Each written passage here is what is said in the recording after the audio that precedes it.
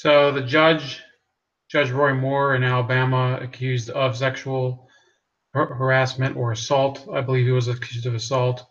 Um, there was also Jesse Jackson a couple days ago, who I refuse to call Reverend. If you really want to know more about him, uh, just believe me, he's not really. He literally is not a Reverend. Um, then you have Louis C.K. as well, which I don't know as much about, and I think that in all cases, remember, if I was to formulate, a conclusion today, if I was to formulate a conclusion, then my past videos about the presumption of innocence would be a problem. I'd kind of have to walk them back. So just to be clear, all three of these gentlemen, Roy Moore, Louis C.K., and Jesse Jackson, do enjoy the presumption of innocence. What we then have to work through is why we would believe um, any of the three would really have any semblance of guilt. And there's that would go into prosecutorial procedures. That's not really something. Remember, I'm not a lawyer here. I'm not familiar with, but I'm not familiar with the process. But we can at least work in parallel as individuals. Now, let's get one thing off the bat. With the three of them, I have different opinions. Okay, with Roy Moore, I tend to think that the charges are not true. That's my personal belief, um, and I'll try to support that. And then likewise, I do think that with Louis C.K. and with Jesse Jackson, I think the charges are a little more credible. Let me explain why. The first of the reasons, as some of you are probably thinking, has to do with timing. This is the same pattern that happened last year. Today is November 9th, and on, I believe, December 17th, uh, Alabama will be voting for a U.S. Senate race, and Roy Moore is currently holding more than a double-digit lead in the race over Doug Jones, who is an attorney, former prosecutor in Alabama. So essentially, the Washington Post has come out with a story that Roy Moore sexually assaulted, I believe it was a 14-year-old girl in 1979.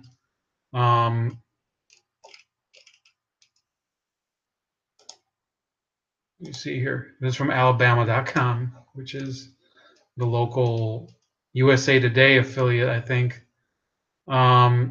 Says the Roy Moore campaign this afternoon released this statement in response to an article from the Washington Post claiming the U.S. Senate candidate had a sexual encounter with a 14-year-old girl in 1979 when Moore was 32. So let's look at that article first.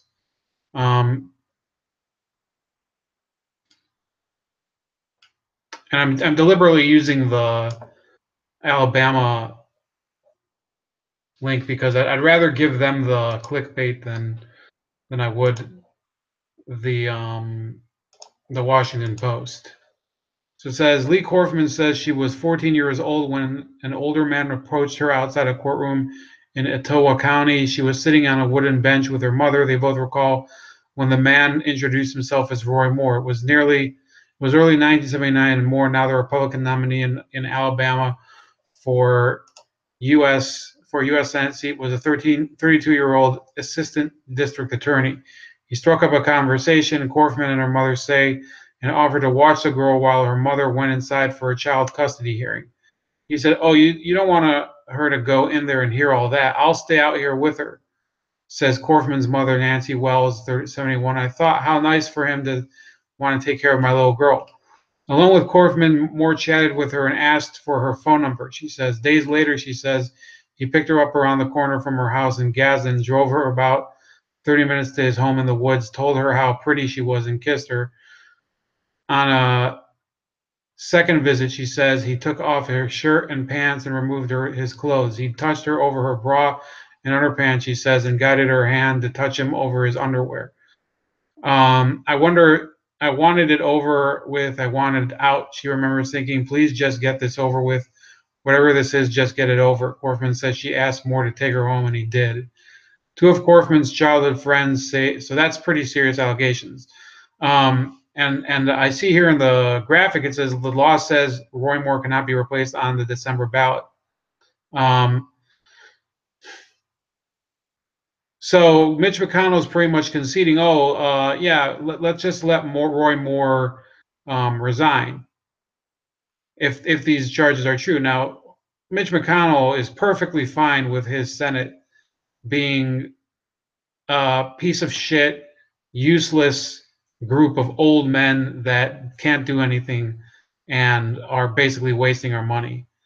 So Mitch McConnell is fine with the Republicans losing the election. That's why the Republicans are not they're not a real party for anybody. But that's irrelevant to the conversation. Let's at least read through these allegations and see what exactly is the issue. It says and this blew up today. It was almost like it was coordinated. It literally is like it's almost coordinated. There were videos ready. There was stuff almost it was live to go. Okay. Wells says her daughter told her about the encounter more than a decade later, as Moore was becoming more prominent as a local judge. Aside from Korfman, three other women interviewed by the Washington Post in recent weeks say Moore pursued them when they were between the ages of 16 and 18, and he was in his early 30s. Episodes they say they found flattering at the time, but troubling as they got older. None of the women say that Moore forced them into any sort of relationship or sexual contact. Wendy Miller says she was 14 and working as a Santa's helper at the Gadsden Mall when Moore first approached her, and 16 when he asked her on dates which her mother forbade. Debbie Wesson Gibson says she was 17 when Moore spoke to her high school civics class and asked her out on the first of several dates that did not progress beyond kissing. Gloria Thacker Deason says she was an 18-year-old cheerleader when Moore began taking her on dates that included bottles of Matthias Rose wine. The legal drinking age in Alabama was 19. Um,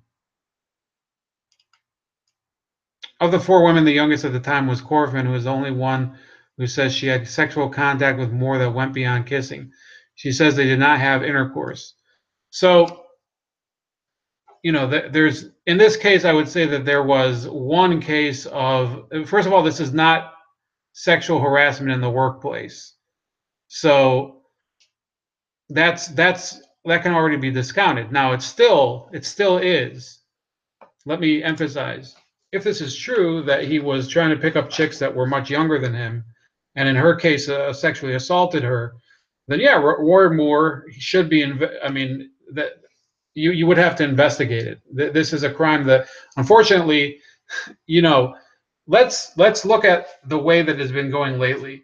Bill Cosby, he had all those accusers from 30 or 40 years ago, and yet none of them were able to be substantiated. A lot of these people, even people I don't like Bill Clinton, their accusers came forward years later, and there were only a couple cases where any of the charges were substantiated. In the Lewinsky case, of course, it was substantiated.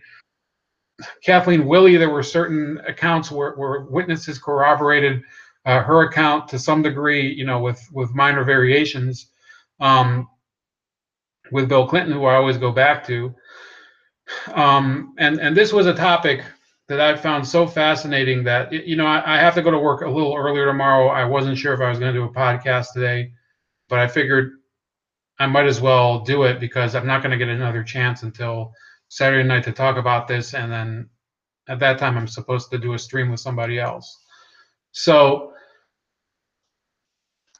yes, there are now coincidentally on the same day, the Washington Post publishes the article documenting the accounts of all of these women. Okay, so when does this happen before? This happened in 2016 with Donald Trump. It happened with Herman Cain. Let's see, Herman Cain accusations. That was during the primary season. Um,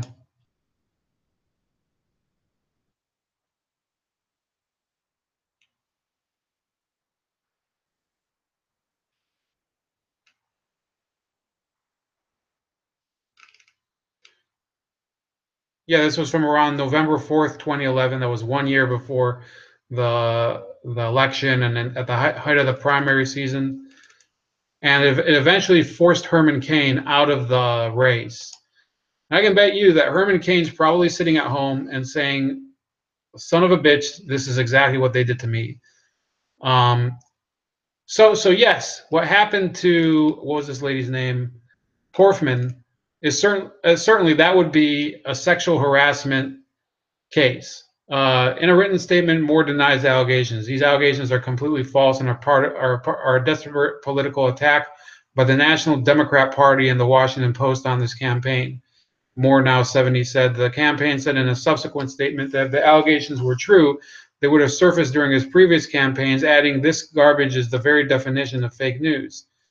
Um, None of the women have donated to or worked for Moore's Democratic opponent, Doug Jones, or his rival in the Democratic Party in the Republican primary, Luther Strange, according to campaign reports.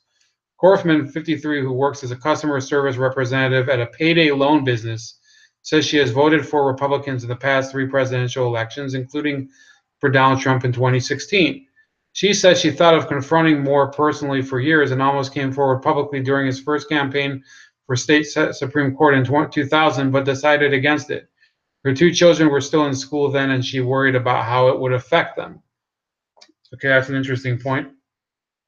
She also was concerned that her background, 3 divorces, and a messy financial history might undermine her credibility. There is no one here that doesn't know that I'm not an angel. That's a weird statement to make, Korfman says, referring to her hometown of Gadsden.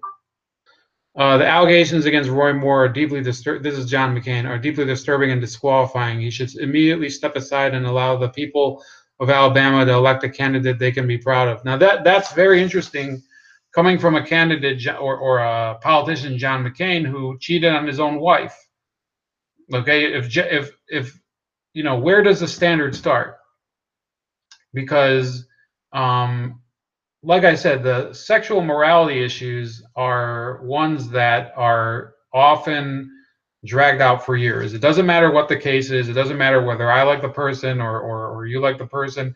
These are dragged out for years. So I think all of you can probably, anybody who's watching this could probably surmise that I don't find it shocking at all that this surfaces literally a month before the election for the senator from Alabama. And my belief is that it won't come to pass that this will torpedo his campaign. It says neither Corfman nor any of the other women sought out the Post. While reporting a story in Alabama about supporters of Moore's Senate campaign, a Post reporter heard that Moore allegedly had sought relationships with teenage girls. Over the ensuing weeks, 2 Post reporters contacted and interviewed the 4 women. All were initially reluctant to speak publicly, but chose to do so after multiple interviews, saying they thought it was important for people to know about their interactions with Moore. The women say they don't know one another. I have prayed over this, Korfman says, explaining why she decided to tell her story now. And all I know is that I can't sit back and let this continue, let him continue without the mask being removed. Now, again, the only 2 crimes here are the ones that, of groping Korfman, which would be a serious crime indeed, and the one of giving alcohol to a minor. So the thing is that this is still a judge, so he's expected to adhere to a higher level of, I guess we call it moral standards than most people. So I'm just being here. I'm not trying to say that I I believe this account yet, because I think that it's the timing is, again, it's timed within a month of a race that has national implications. So my argument with the Post would be, you could have dug this up a long time ago. You've done reports and you've done investigations and news about this guy for years, and yet you didn't surface it. And for some reason, it's the same thing, by the way, that happened last year with the pussy tape. And with all these other allegations that came out, suddenly there was a flurry. It was unbelievable. Within weeks, a flurry of sexual harassment allegations against Donald Trump. I think one of them had been to some degree earlier, um, which was the one with Jeffrey Epstein that went literally nowhere because there was no proof that he'd been in the same room with the woman. Um, it says this account is based on interviews with more than 30 people who said they knew more between 1977 and 1982 when he served as an assistant district attorney for Etowah County in northern Alabama, where he grew up. Moore was 30 and single when he joined the district attorney's office, his first government job after attending the U.S. Military Academy at West Point, serving in Vietnam, graduating from law school, and working briefly as a lawyer in private practice in Gadsden, the county seat. By his account chronicled in his book, So Help Me God, Moore spent his time as a prosecutor convicting murderers, rapists, thieves, and drug pushers. He writes that it was around this time that I fashioned a plaque of the Ten Commandments on 2 redwood tablets. And so it goes again. So here we go. They're trying to establish that this is one of those hypocritical Republican preachers that ends up being a totally fraudulent candidate. Um, According to colleagues and others who knew him at the time, Moore was rarely seen socializing outside work. He spent one season coaching the Gallant Girls, a softball team that his teenage sister had joined, said several women who played on the team. He spent time working out the Gadsden YMCA, according to people who encountered him there, and he often walked, usually alone, around the newly opened Gadsden Mall, 6 feet tall and dressed in slacks and a button-down shirt, say several women who worked there at the time. Korfman describes herself as a little lost, a typical 14-year-old kid of a divorced family when she first met Moore that day in 1979 outside the courtroom. She says she felt shattered that a grown man was paying attention to her. Flattered that he was charming and smiley, she says. Um, After her mother went into the courtroom, Korfman says, Moore asked her. So this is a long article, and it's just bizarre in my opinion that they went to this level of detail about Roy Moore within a week. Within a day, they just unleashed it. Um,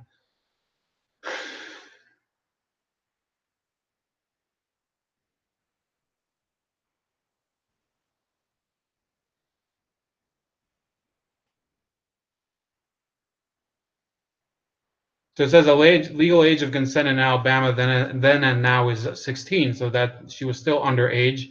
Under Alabama law in 1979 today, a person who is at least 19 years old who has sexual contact with someone between 12 and 16 years old has committed sexual abuse in the second degree. Um, Sexual contact is defined as touching of sexual intimate parts. The crime is a misdemeanor punishable by up to 1 year in jail. Um,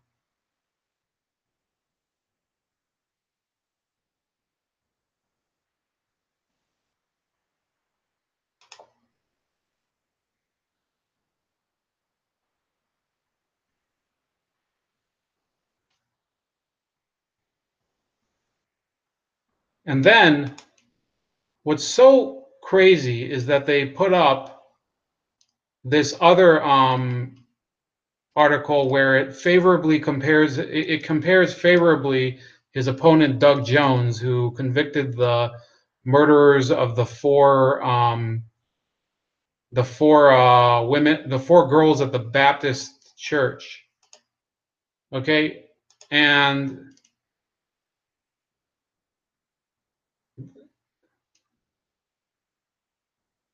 this is like unbelievable.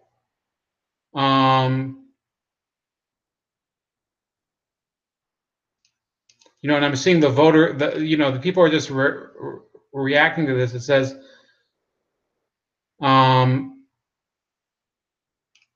if you believe, even if you don't believe, Agenda Crow. Crow is the name of the reporter. I'm not a huge fan of Roy Moore, but I hate this kind of journalism even more. Um,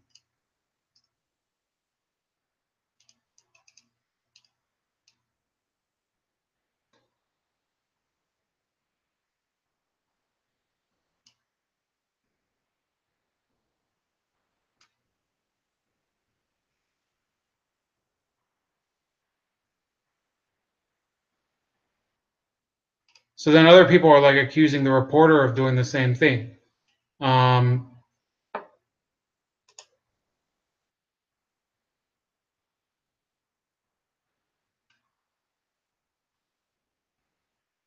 So Alabama.com is under, they've basically done the work of the mainstream media.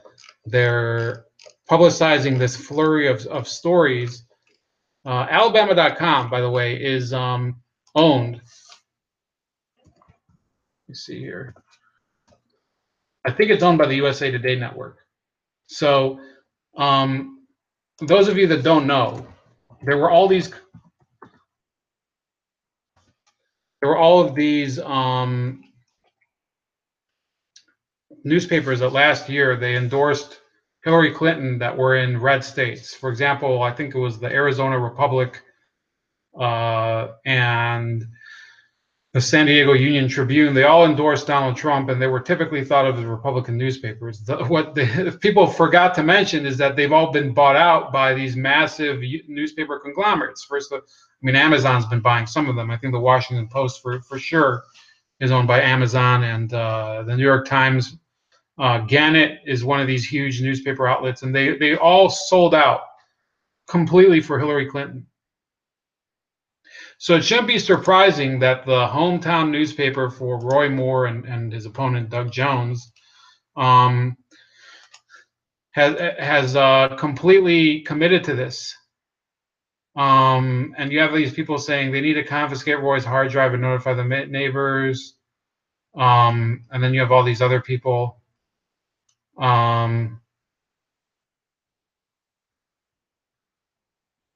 Says what's sad is if this was a Democrat getting accused of this, they would defend him tooth and nail.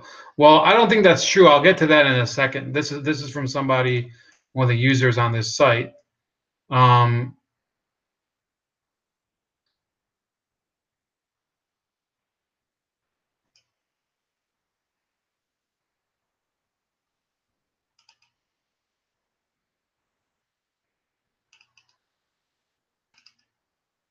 Yeah, there's a lot of people that just keep commenting on this.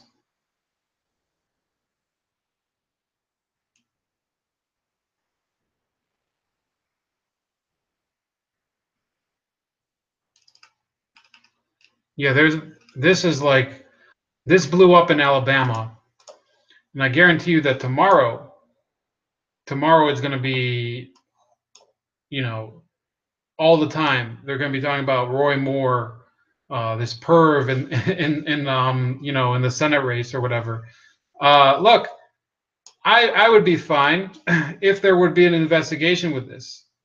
What's so funny though is that the Washington Post had all this time to assess him and investigate him and whatever. They released this a month before the election, and they could just sit back and say, well, until now we had to verify details and whatever. Well, that's not the same type of treatment that Juanita Broderick and I think it was Juanita Broderick got in 1996 when she, or no, it was in 1998 when she went on NBC and testified about the Hillary Clinton rape of her. It was, I think, it was either Juanita Broderick or Kathleen Willey. Let's see here.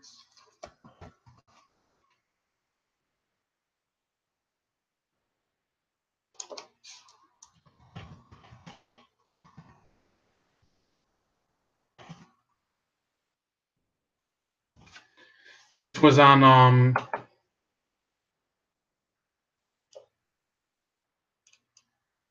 Dateline NBC.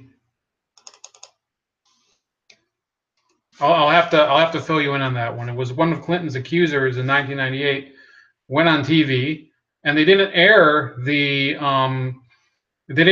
footage until after the Senate voted not to put him on trial, voted against convicting him of perjury and all the other crap that he did.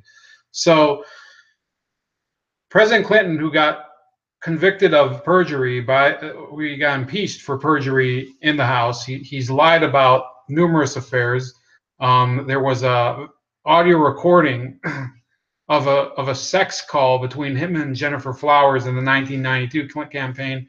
Then people in the press started saying, well, it might have been a doctored tape. Well, there was never any proof it was doctored.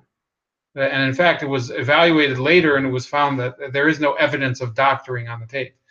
So any Democrats out there that are going to complain, they should remember that Bill Clinton has had accusations of sexual assault and other related crimes going back to the late 70s for years, not even related to elections. Okay, forget about the Jennifer Flowers accusations surfaced in 1992, but way before the primary. This was or I think it was during the primary in New Hampshire, and the allegation on the part of the Clintons was, oh, they're just trying to smear us. It's a vast right-wing conspiracy. What ended up being the truth?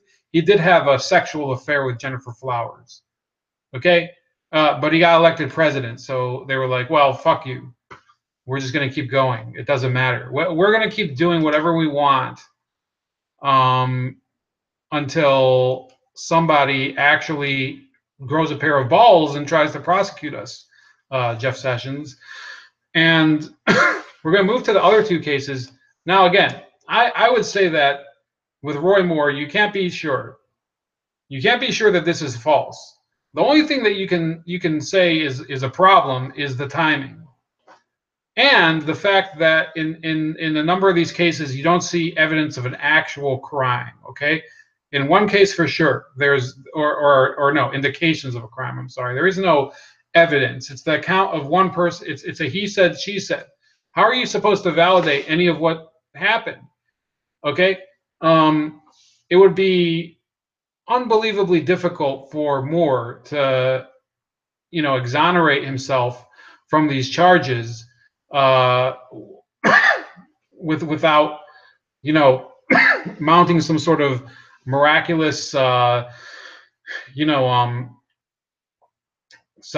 investigation. Now this woman has admitted that she doesn't have the most clean record, whatever that means. So it's going to be an issue to disprove the charges without being accused of blaming the victim or using or discrediting her using some of the old smear tactics that people have used.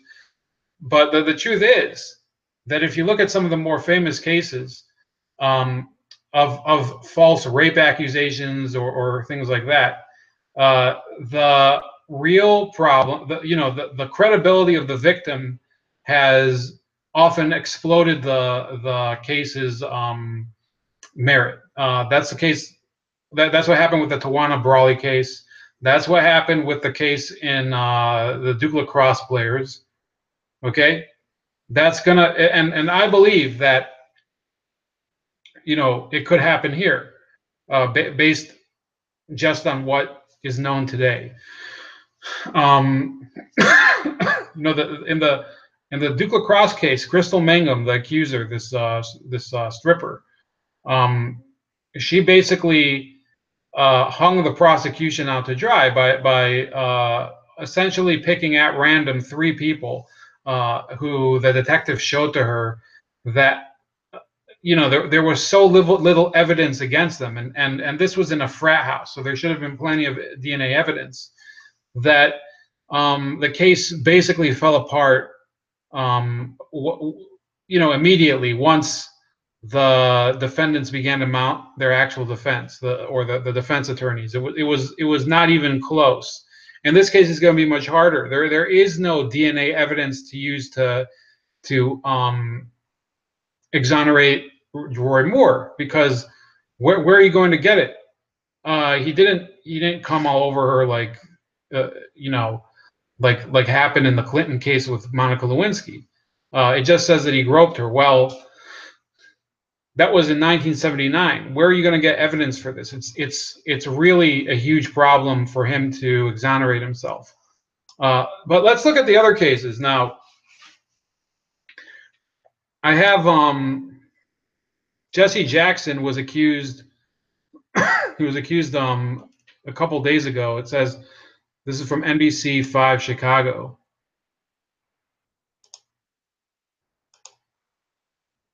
Civil rights activist Reverend Jesse Jackson has been accused of sexual harassment by a journalist who says the Chicago community leader grabbed her thigh while making a crude comment. Writer Danielle Young, in an article for The Root, accused Jackson of making the unwanted advance and comment during a photo op after a media event. She says, I walked toward Jackson smiling, and he smiled back at me. Young wrote, his eyes scanned my entire body. All of a sudden, I felt naked in my sweater and jeans. As I walked within arm's reach of him, Jackson reached out a hand and grabbed my thigh, saying, I like all of that right there, and gave me my thigh a tight squeeze. The post included several photos of the encounter in which Young writes, don't let the smile fool you. I'm cringing on the inside. A representative from Jackson's Rainbow Push Coalition said, although Reverend Jackson does not recall the meeting 3 years ago, he profoundly and sincerely regrets any pain and, hold on, I'm not showing the screen that I wanted.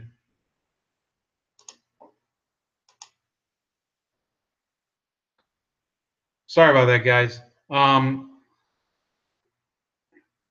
Young said she was never going to tell this story originally because for the longest time I didn't even know if there was a story. What happened to me was something that was so casual, I almost didn't even consider it sexual harassment, even though it was beyond my desire, she wrote.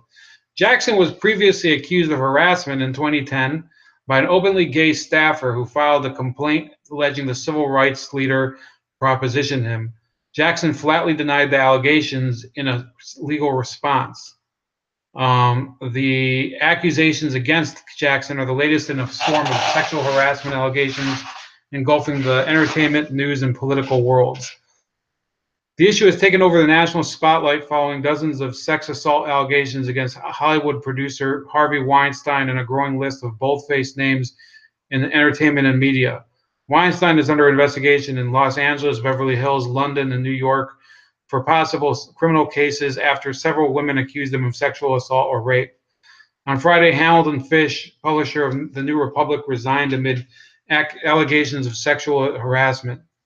Others include author and former NBC analyst Mark Halperin, former New Republic literary editor Leon Wieseltier, and former NPR chief editor Michael Oreskes, who was an AP executive from 2008 to 2015.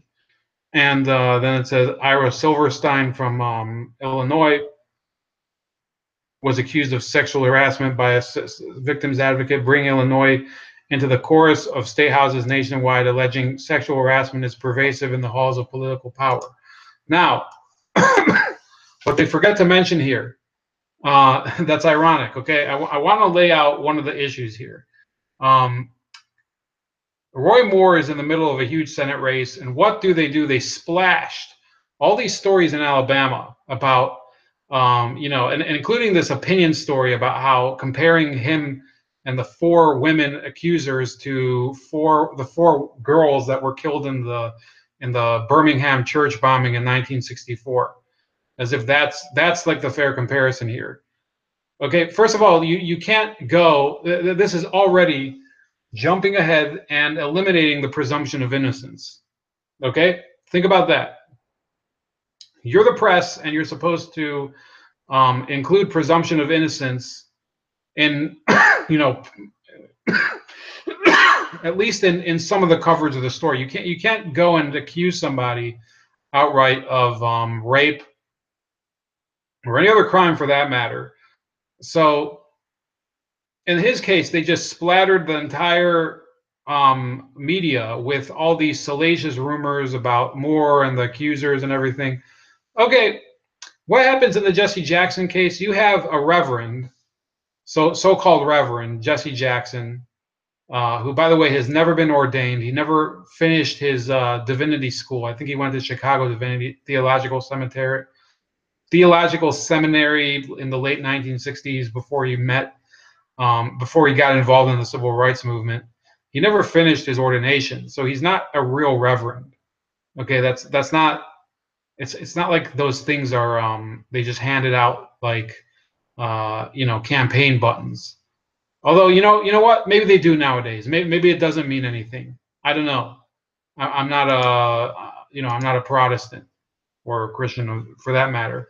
So anyway, this guy, He's had several affairs out of wedlock.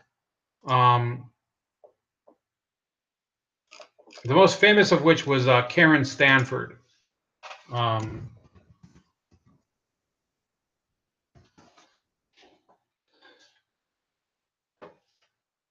so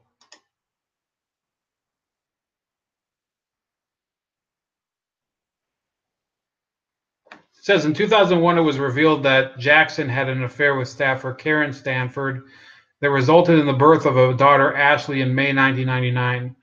According to CNN, in August 1999, the Rainbow Push Coalition had paid Stanford $15,000 in moving expenses and $21,000 in payment for contracting work. A promised advance of an additional $40,000 against future contracting work was rescinded once the affair became public. The incident prompted Jackson to withdraw from activism for a short time. Jackson was paying $4,000 in child support as of 2001. So this is a guy, he was married for, you know, since 1962 to Jackie Jackson. I think there's a Jackie Jackson in the Jackson 5 or something. I don't remember. Or one of the non-singing brothers in the Jackson 5 was named Jackie. Not that it matters. And I'm not trying to drag the other Jackson family into this. But think about it this way. Um, he was married for about 40 years when this happened. Okay, and he married his wife. So Jesse Jackson is now, I guess it would be 76 years old. Yeah, and he married his wife, who's not much younger than him, in 1962, and they've had, I believe, 5 kids. Okay, Santita, Jesse Jr., who we're going to get to, Jesse Jr., Jonathan Luther Jackson, Yusuf Dubois Jackson, and Jackie Lavinia Jackson, the daughter. So that would be Jackie Jr. Um, and yet he ends up, and this is not hearsay or anything. He had an affair with a staffer, which nowadays would be considered, that's those who would be like, oh, stick a pitchfork in him. That would be their attitude towards him. So he does that in the 2000s, and um, nobody doesn't. He never gets ejected from any of the organizations that he's been a part of. Think about it this way: he had an affair with a staffer, paid her money from donated funds in order to, keep her quiet, and then reneged on it once the affair became public. And this is this is supposedly a spiritual, he was, by the way, it was during the Monica Lewinsky scandal. He was the so-called spiritual advisor to President Clinton. Okay, these are the people you're dealing with. These are they all. It's like they're some sort of magnet for dog shit. They just suck it up all together. This is the Democratic Party, and with all due respect, I will wager, at least, that what happened with Roy Moore will never be proven ever, because there's no way to do it. Okay. I'm sorry for those of you that say, oh, the hashtag Me Too people and trust women, that's the other one. I'm sorry, but I believe in the presumption of innocence.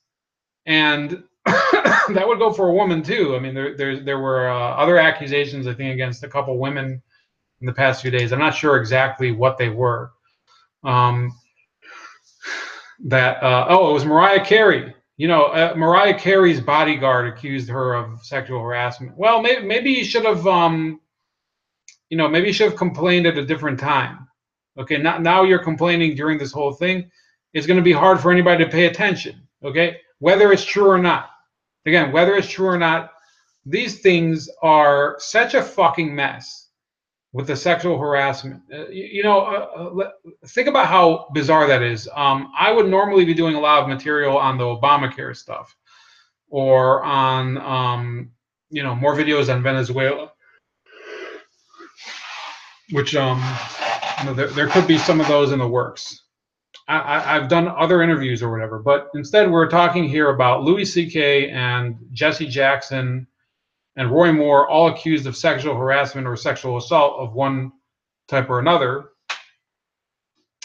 And we have to take each case with an equal amount of seriousness, but we can't talk about the credibility of the three people in the same way, because with Roy Moore, this is the first time that we as the public are aware of this. Perhaps it was smothered in the past. Perhaps there were things that were kept out of the press in Alabama because, let's face it, they don't have the largest media empire down there. It's not. I mean, in Georgia, it's possible that CNN would have uncovered it. By the way, those of you that don't know, CNN, I think the CNN lawsuit.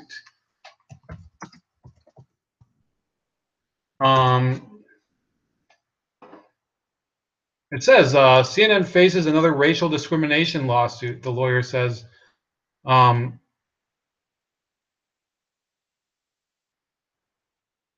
With new victims. The network news channel's alleged racial discrimination is as abhorrent as all of the sexual harassment cases that are rightfully now being prosecuted, Daniel R. Meacham told Fox News. Educated, well-intentioned, experienced, and talented African Americans are being discriminated against. It says Selsley Henley, a plaintiff in the first version, said she worked at CNN for 7 years until she was allegedly fired after emailing the Human Resources Department about discriminatory treatment. The suit also claims that the liberal network had a quote-unquote glass ceiling on the career paths of African American staffers.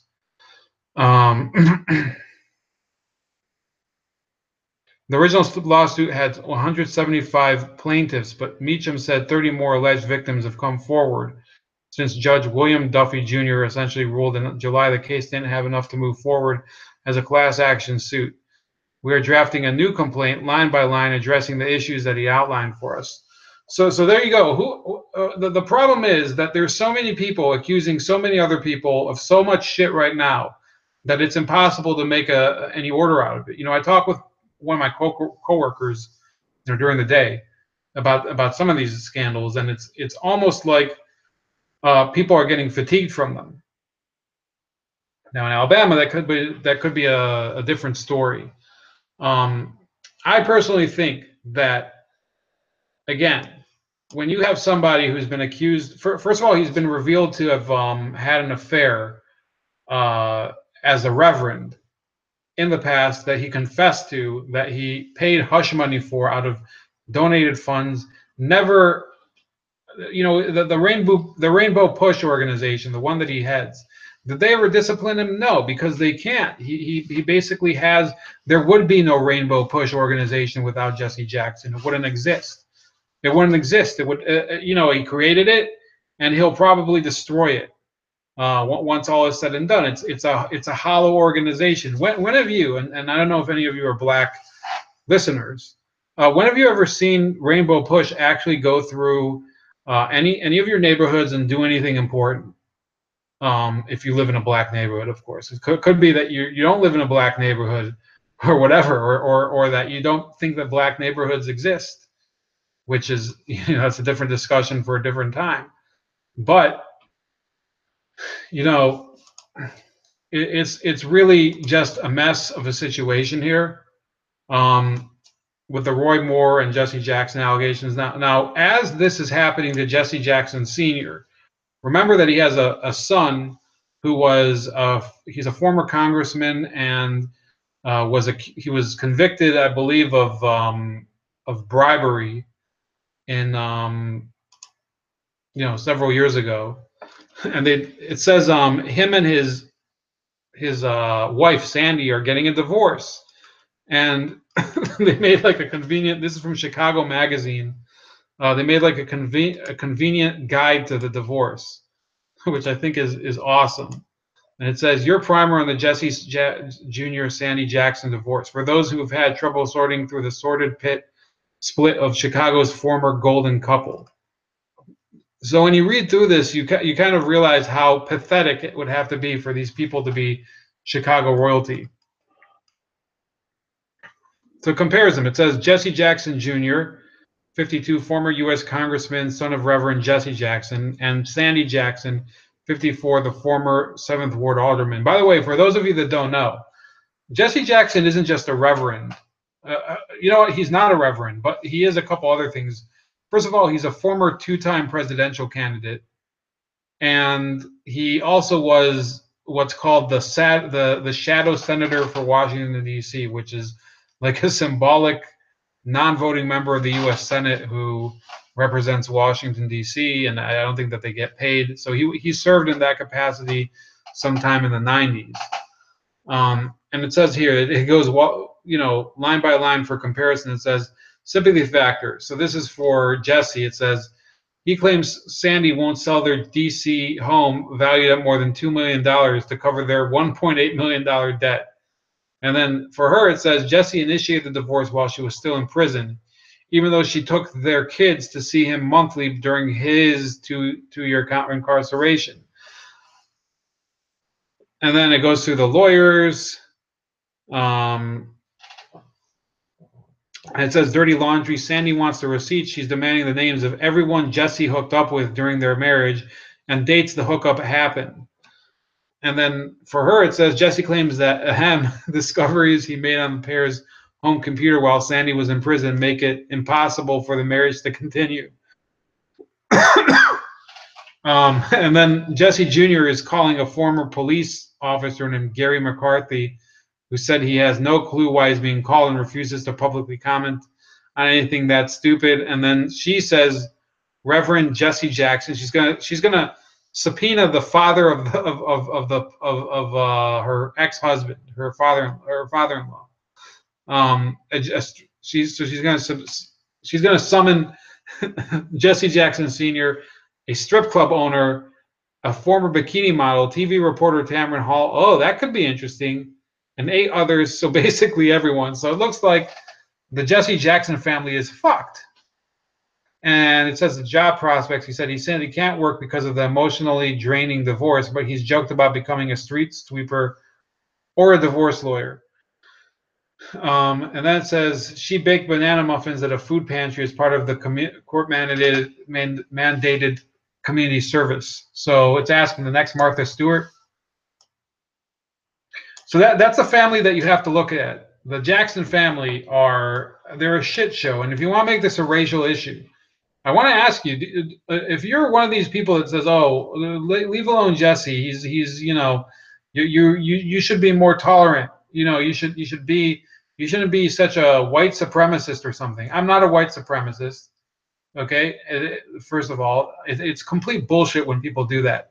Second of all, the way he treated his mistress, who was a black woman, if you believe in black response, if you believe that the black community needs advocates, then you shouldn't support Jesse Jackson, somebody who basically was trying to leave his mistress high and dry with a child out of wedlock and sneaking around pretending that he's the moral compass of Bill Clinton. No, I don't give a fuck what color Jesse Jackson is and what color I am. He's probably one of the worst frauds in the history of American society. First of all, even though he's never been super powerful in politics, he's had disproportionate influence on public opinion because people still, for some reason, believe that he's a civil rights leader. What civil rights has he accomplished in getting? He was one of those clowns that is usually just gravitated towards the first whiff of street unrest that he can get. He racializes everything, literally racializes everything, and then he talks about being a diplomat for peace or whatever. I think he did have one successful attempt to free somebody from North Korea. It might have been under President Bush. I don't remember personally, but Yeah, Jesse Jackson is a piece of shit. And anybody who says, "Oh, yeah, you're too privileged to criticize him," fuck him. Do I have a mistress with a kid out of wedlock that I basically paid from a charity, a hush fund, in order to keep silent? Well, not that you know of, but Jesse Jackson for sure does. So when I do that, you can come complaining to me that I don't I'm too privileged to criticize Jesse Jackson. The guy is literally trash, and yet people still he was just on Fox Sports One talking about Colin Kaepernick and the racism in the NFL or whatever, and this guy is just one of the worst human beings you could even talk about in his personal life. He's just garbage. And then Louis C.K. I think was the least interesting of them all for me. Um, but I will note I can just show you this article real quick because I'm going to take off. I can't stay too much longer.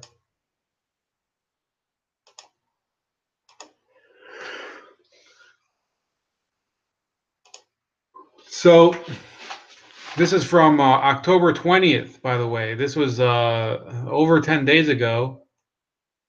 And it says, "Is Me Too coming for Louis C.K.?" Yeah, yeah. People knew, a week and a half ago about this coming out, and people have been waiting for it. It says, Roseanne Barr, "I have zero idea if Louis C.K. is a sexual offender or not, but there are multiple accusations in Hollywood's working man woman circles. He should answer."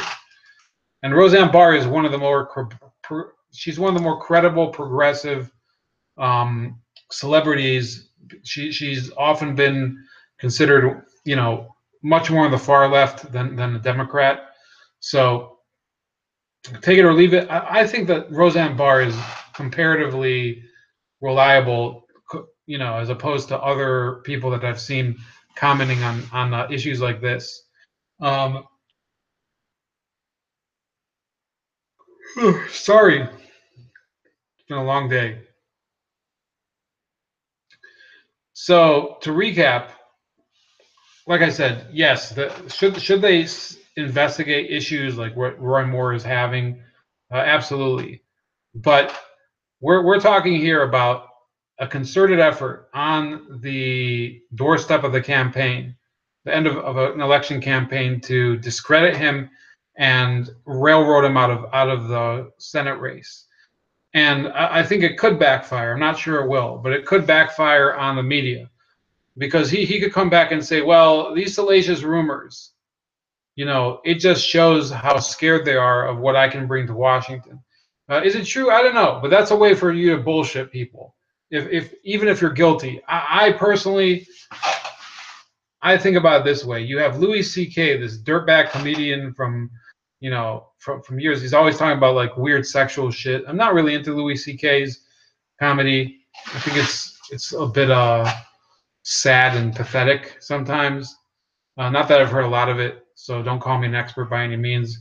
But Louis C.K., yeah, he's going to have credibility issues. There's numerous people who believe that he's been um, into this whole young people having sex with young people shit.